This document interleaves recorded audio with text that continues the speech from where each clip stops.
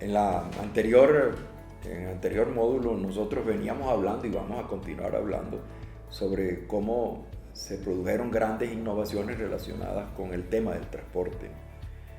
Ahora, es interesante tomar en consideración eso porque yo hablaba de cómo la persona se transporta a pie, o se transporta en caballo, o se transporta en diligencia. Cuando uno ve las películas del Medio Oeste y las personas se desplazan en diligencia, que se meten en los territorios del lejano oeste y son asediados por los bandidos en el trayecto, o por los indígenas, los indios, etcétera, etcétera. Por lo menos eso es lo que nos dicen las películas del oeste. Uno se da cuenta que en las diligencias cabían 4, 5, 6 personas a lo sumo. Bueno, nosotros pasamos de esas diligencias diríamos limitadas a una capacidad de 6 personas, 4 personas, 5 personas, y muchas veces incómodas, en condiciones difíciles y con grandes peligros.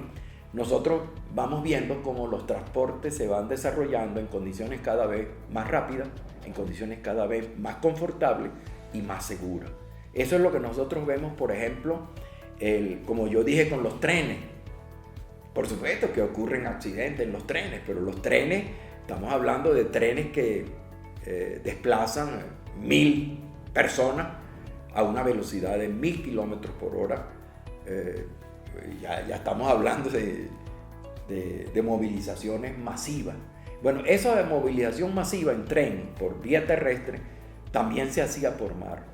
De mar nosotros vamos pasando de la canoa o la piragua, vamos pasando a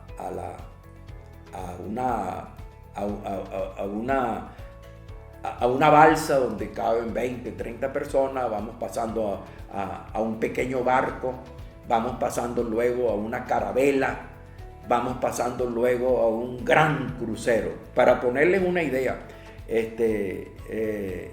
por lo general en las 3 carabelas de Colón, la Pinta, la Niña y la Santa María, del primer viaje de Colón, cuando descubre, sin saberlo él, América, venían aproximadamente 1200 personas. Era un barco, eran 3 barcos, 3 carabelas, que bueno, tenían limitaciones, porque esas personas tenían que ser transportadas, pero tenían que ser transportadas los alimentos de esas personas. No es solamente el transporte de una persona, sino que hay como un peso muerto que va dentro para diferenciarlo del peso de las personas que están ocupando el vehículo o el medio de transporte. Ahí es necesario transportar agua. Uno de los problemas graves que tenían las carabelas de Colón era el agua.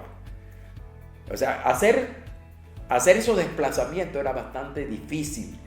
Hacer los desplazamientos también de tren que funcionaban. El tren funciona con una fuente de energía. La primera fuente de energía fue el carbón para calentar grandes depósitos de agua. Bueno, la cantidad de carbón y la cantidad de agua para ser transportada ocupaba buena parte del vehículo o del tren. Eso restaba pues capacidad o espacio disponible para alojar a los viajeros.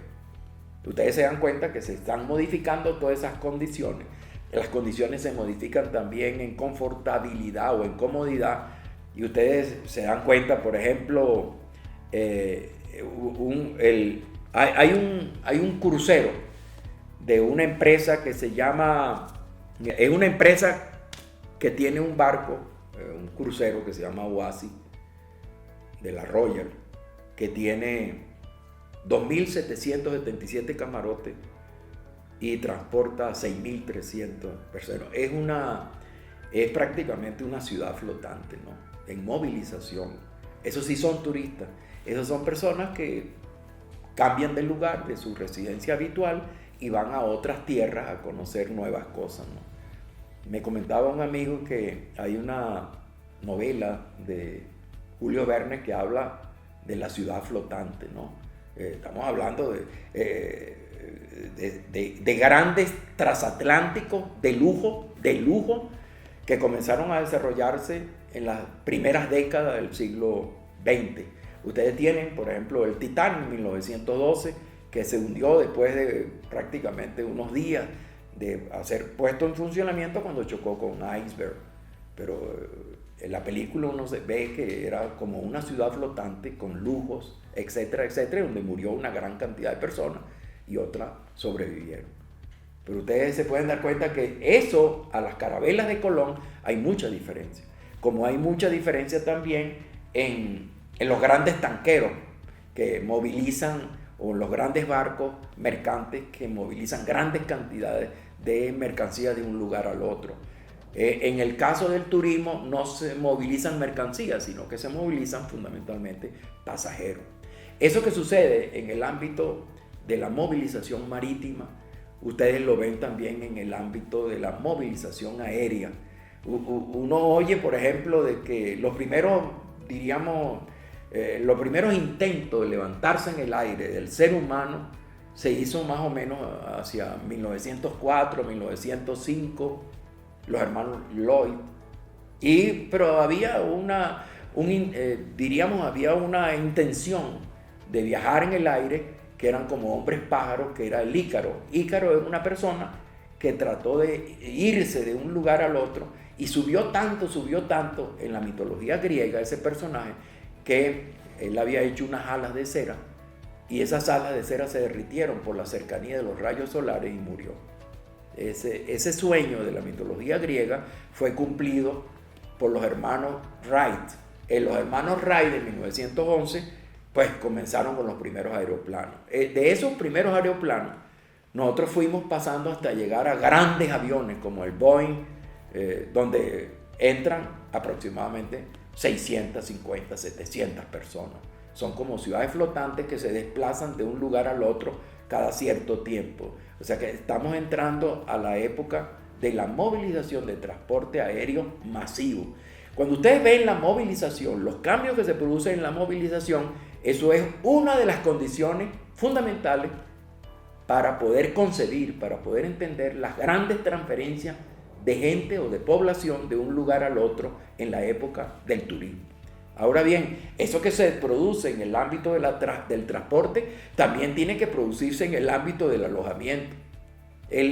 Para que se desarrolle el turismo, ustedes tienen que tener grandes desarrollos también en sistemas de hospedaje, en hoteles.